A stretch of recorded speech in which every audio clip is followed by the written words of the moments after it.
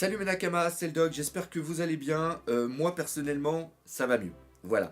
On va parler épisode, mais avant de parler de cet épisode, on va parler un petit peu de ce qui m'est arrivé dans ces derniers jours parce que vous avez été super nombreux à me contacter, à me demander mais qu'est-ce qui t'arrive le doc. T'as pas fait de réaction live, t'as pas fait de critique analyse, est-ce que t'arrêtes ta chaîne ou quoi que ce soit. Non, je ne m'arrête pas. À côté de cette chaîne, il y a deux choses. Il y a Twitter et il y a aussi Facebook. Je vais beaucoup chercher mes mots parce que je suis sous médicaments, donc je suis encore complètement KO. Ce qui s'est passé, c'est que j'ai parlé sur ces réseaux sociaux. Il m'est arrivé un truc jeudi dernier. Au lieu d'être peinard chez moi à faire la réaction live du chapitre, tout simplement, bah voilà, regardez bien.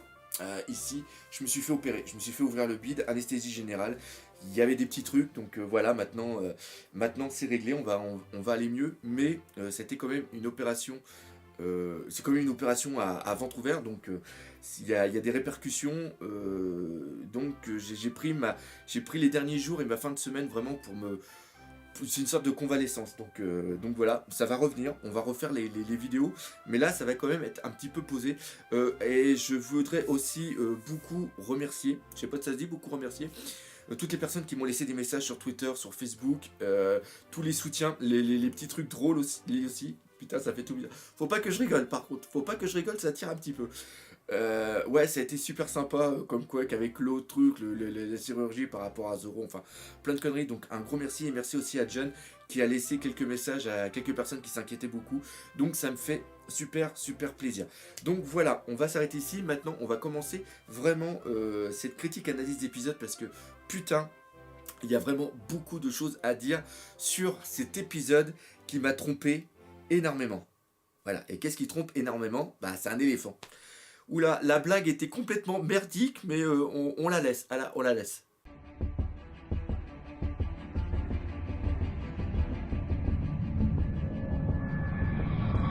Alors vous l'aurez remarqué sûrement à cette intro, ça va être vraiment pépère au niveau de cette vidéo.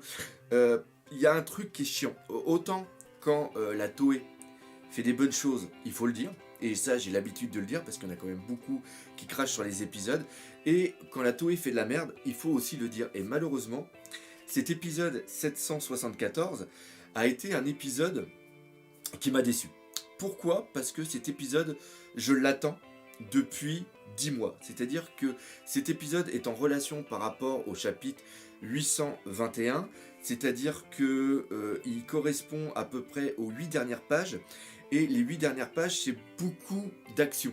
Donc quand il y a beaucoup d'action, normalement au niveau de la narration, au niveau d'un épisode, c'est quelque chose qui va aller très vite. Et on remarque que cet épisode a été hyper long, a été hyper étiré. Pourtant, je vous jure, cet épisode commençait vraiment très bien parce que on a eu plusieurs choses. Premièrement, il y a Naoto Shishida qui s'est occupé vraiment du passage marquant, c'est-à-dire le passage où il y a l'éléphant qui fout le coup de trompe pour envoyer valdinguer l'armada de Jack. Après, on entend parler de Goldie Roger, de Oden. Il y a quoi d'autre? Ouais, c'est encore assez. Je suis en médoc, donc c'est assez fou. Je vais regarder ma liste parce que de toute façon, je vais jamais y arriver. On a le coup de trompe, comme je l'ai dit. On a des informations par rapport à Zunisha et surtout à la fin, on a des informations un petit peu dévoilées sur Jack, Kid et aussi Apu. Et pour ceux qui ont lu le chapitre, faut dire que regardez ma réaction live qui est encore en ligne, vous tapez réaction live chapitre One Piece 821, de toute façon à la rigueur je suis trop con, je vais mettre un petit lien ici. C'est l'une des choses qui nous a le plus marqué l'année dernière. Ça a été un truc absolument de dingue. Moi je m'attendais, Jack avait tellement été teasé qu'on s'était dit putain il va faire un truc avec Zou, il va avoir un beau combat. Tout de suite on s'imaginait à Zoro grâce à l'eau faire un room et le téléporter au niveau du bateau. Je veux dire que quand le chapitre précédent, c'est-à-dire le chapitre 820 s'était terminé et qu'on s'imaginait la bataille entre justement les Minx et l'armada de Jack, on était parti dans des délires absolument monumentaux. Luffy attaqué avec le Gear 4 et tout ça, et malheureusement ça n'a pas été le cas. Et je pense que ceux qui attendaient l'épisode avaient peut-être aussi un petit peu cette attente.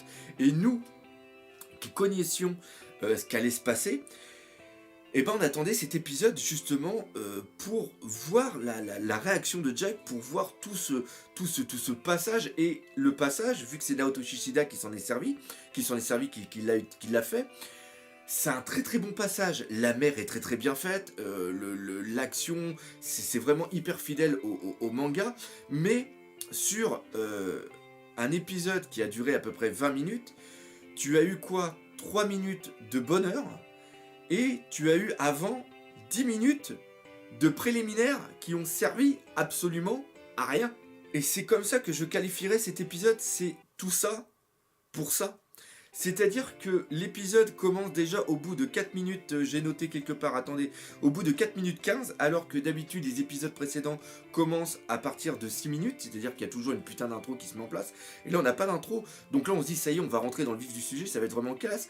L'épisode commence très très bien parce qu'on a des informations par rapport à Oden et par rapport à Goldie Roger, c'est-à-dire que Pedro il dit que il a entendu dire que justement quand Goldie Roger était venu sur Zunisha avec Oden, eux aussi avaient entendu la voix de Zunisha.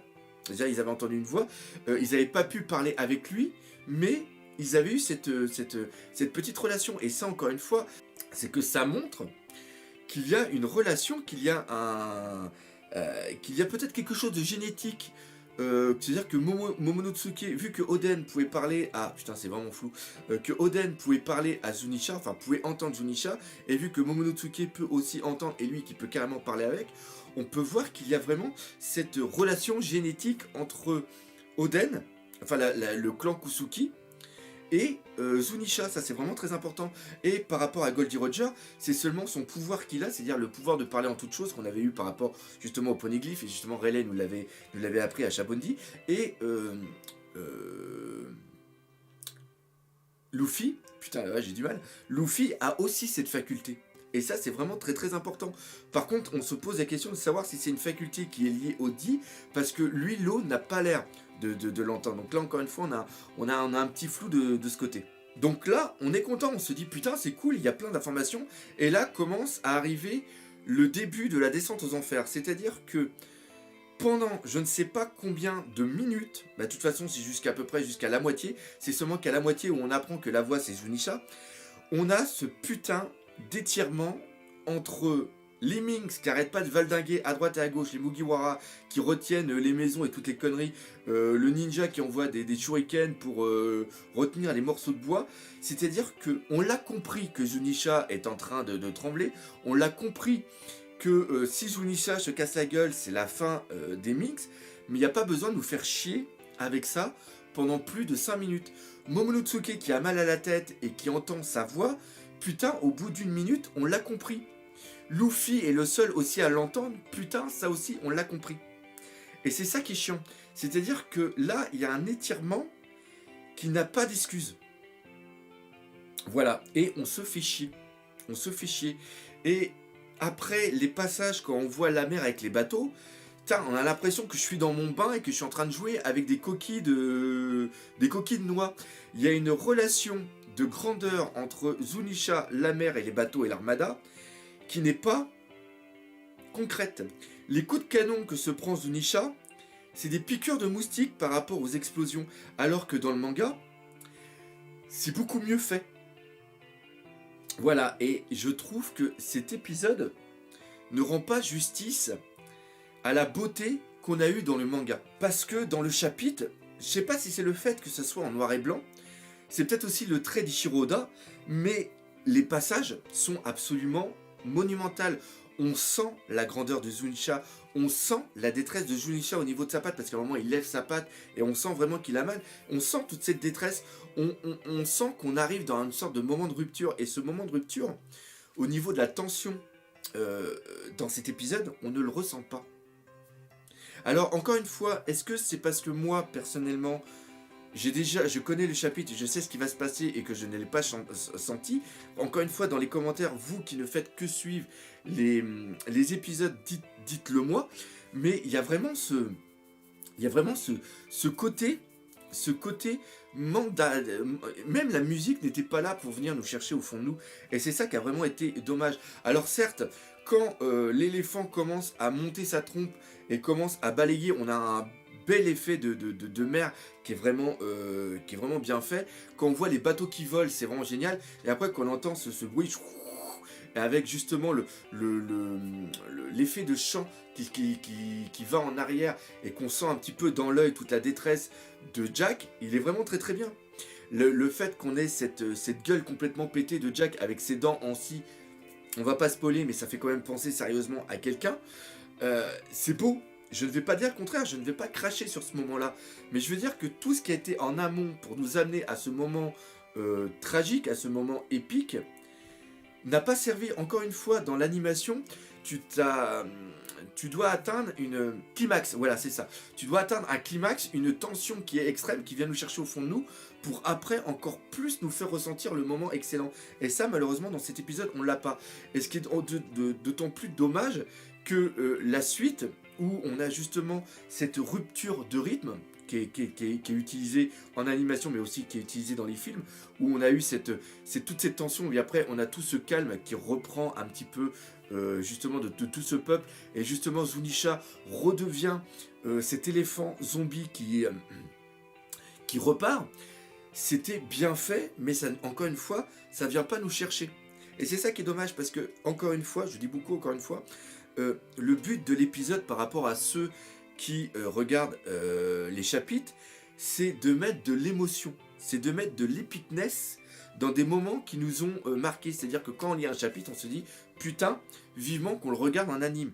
Et là, malheureusement, cet épisode n'a pas du tout rempli les standards qu'il devait avoir. Et cette amertume que j'ai au niveau de la bouche par rapport à cet épisode m'a totalement massacré la fin. En plus, il y a des informations qui sont données dans cet épisode que l'animateur a pris une certaine aisance par rapport justement à Jack, de dire que vu que c'est un mec qui a le fruit du démon, normalement il doit être mort parce qu'il se retrouve dans l'eau. D'ailleurs il est très très bon maintenant à savoir si les personnes qui ont les smiles ont aussi cette pénalité par rapport à l'eau de mer, ça aussi c'est très très bon.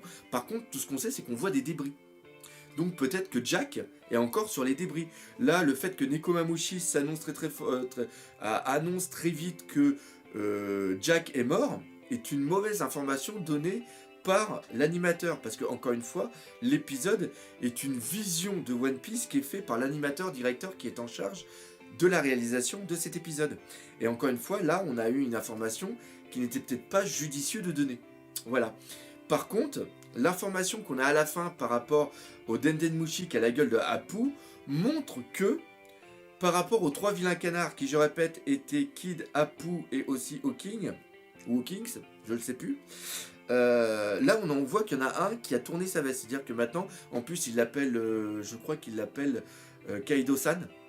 Donc il y a une petite relation entre les deux. Il dit qu'il n'y a plus de liaison avec Jack justement. On voit que Kaido fait un petit peu la gueule. Mais on voit que justement Apu, qui est pour moi le plus lâche de tous les Supernova, a retourné sa veste et maintenant fait partie de l'équipage. D'ailleurs là-dessus je vous avais fait une petite théorie sur le futur des 11 Supernova. Donc voilà, donc un épisode qui aurait pu être magnifique, mais qui personnellement m'a énormément déçu. Voilà, et j'espère qu'ils vont se ressaisir, parce que encore une fois avec ce qui va arriver dans quelques temps, il faut pas qu'ils nous fassent la même chose, parce que encore une fois c'est peut-être une vidéo que je ferai sur les fillers au niveau de One Piece, mais je trouvais que cet arc Zou dans sa globalité avait été quand même assez fidèle au manga, et je trouvais qu'on était revenu dans une bonne animation et que la Toei faisait vraiment du bon boulot. Donc voilà, c'est là-dessus que se termine cette critique, analyse, enfin ce ressenti, voilà, je dirais plutôt ça, c'est ce ressenti par rapport à cet épisode. Je vous prie encore une fois de m'excuser par rapport à la teneur, par rapport à ce qui se passe au niveau de cette vidéo. Elle est quand même assez calme, mais on va reprendre les vidéos mieux dans quelques temps quand ça ira mieux, tout simplement. Comme d'habitude, n'hésitez pas à laisser des commentaires. Défoncez la gueule de ce pouce bleu si vous voulez bien. Puis nous, comme d'habitude, on se dit à bientôt pour de nouvelles aventures One Piece. Allez, salut mes Nakamas.